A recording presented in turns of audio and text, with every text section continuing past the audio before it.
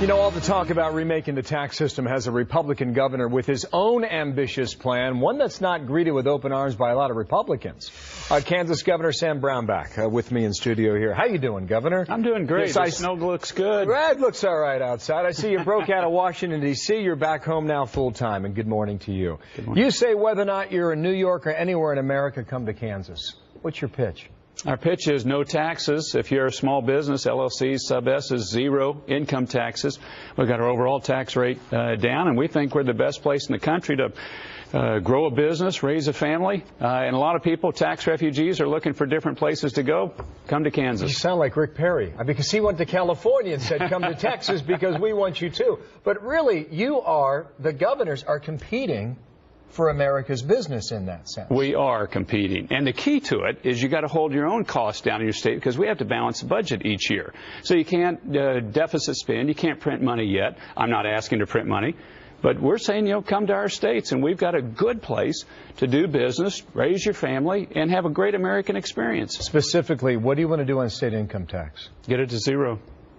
The whole thing. Now, right now, we don't have the whole system there. If you're an LLC or a sub-S, pass-through income's at zero now. We got the overall rate to 4.9, a plan in front of the legislature to get it to 3.5, and we want to take the whole thing off and get in a pro-growth position as a state recruiting people. What is that for jobs in Kansas?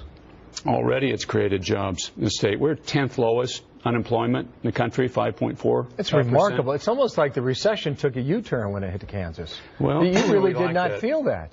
We felt it. We felt it. It's just, our rates went up, unemployment, but they've come down. They've come down somewhat faster. And then we've got just a lot of pieces of the economy are starting to kick and pretty solid. And then we're recruiting and getting more service industries coming in with these low taxes, these no taxes on LLCs and sub-S's. You want to eliminate the real estate property tax deduction. Why?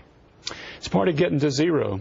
What we're initially doing is going to a flat tax, essentially, that's to broaden your base, lower your rates. That's the initial move, and then working that rate down to zero. Part of it, then, is you have to get at mortgage deduction, real estate taxes. I don't want to take them off the table, but they do become less valuable as you get that overall income tax rate down. But on the interest rate reduction, doesn't that hurt the real estate economy?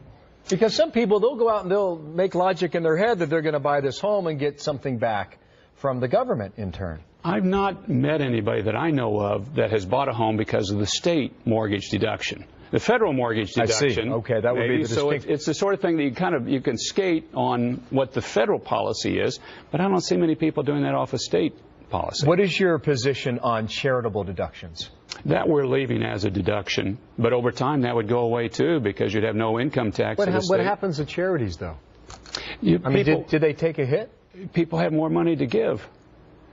If you're not having to give it to the government, and you've still got the federal charitable deduction, again, I think that's really the one that more people react off of than a state charitable deduction. You've got Democrats who are saying you're in a $4 billion hole.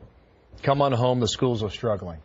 What do you say? Well, they left me with $876.05 in the bank account when I became governor of the state of Kansas the prior fiscal year.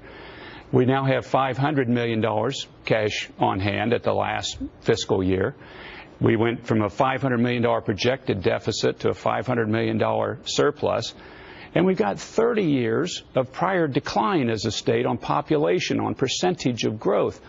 I'm saying they didn't leave me with a good situation, and it's time to try something different to get Kansas in a growth mode. Well, a lot of people have not accepted your ideas just yet, but perhaps in time they shall. Well, hopefully they'll move here. Talking about your fellow Republicans, too, on that. Sir, thank you. Governor Sam Brownback. Thank you. Here in New York City. Good luck.